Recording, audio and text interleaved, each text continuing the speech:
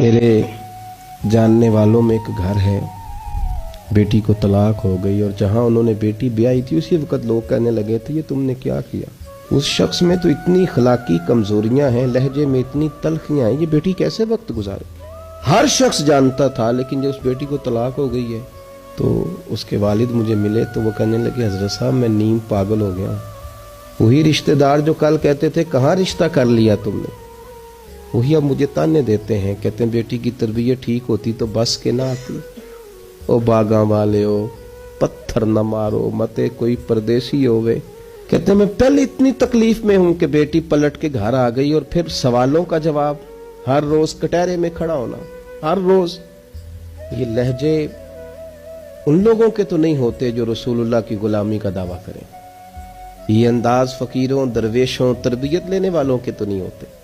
ये उन लोगों के लहजे तो नहीं होते। हजरत सिर्री सक्ती रहमतुल्लाह ताला अलैह आप बाजार में दुकान करते थे, आग लग गई बाजार में, दुकानें जल गईं।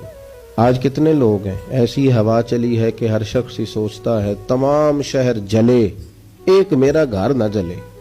उस शहर के अंदर आग लग गई और सारी दुकानें जल गईं, सिर्फ हजरत सिर्री सक्ती की दुकान बची।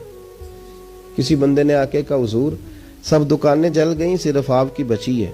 तो कहने लगे अल्हम्दुलिल्लाह। फिर थोड़ी देर के बाद अपने आप से मुखातब होके कहने लगे तू इतना खुदगर्ज हो गया है, इर्द गिर्द तेरे सारे लोग जल गए, उनका कारोबार खत्म हो गया और तू अल्हम्दुलिल्लाह कह रहा। इतना खुदगर्ज है तू, और दावा तेरा दरवेशी का, और अंदाज तेरा ये कि तू लोग सारे उजड़ गए, तुझे अफसोस नहीं हुआ, तू अपने बच जाने पे इस तरह का रवैया कर रहा है। रो पड़े, फिर वो दुकान छोड़ दी, अल्लाह के रास्ते में खैरात कर दी। कहने लगे आज के बाद तिजारत नहीं करूंगा, मुझे वो कारोबार नहीं चाहिए जिसमें दुनिया लुट जाए और मैं बन जाऊं।